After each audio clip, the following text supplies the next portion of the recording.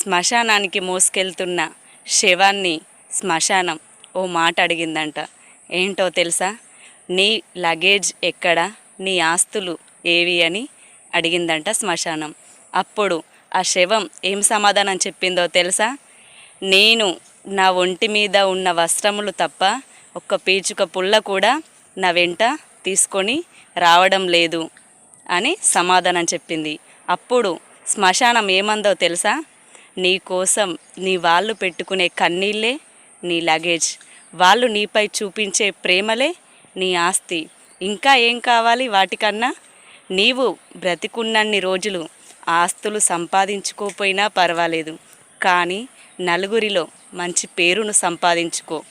అవే నిన్ను చిరకాలం గుండెల్లో గుర్తుండిపోయేలా చేస్తాయి. నా మాట మీకు నచ్చినట్టయితే తప్పకుండా మీ వాళ్ళతో షేర్ చేసుకోండి.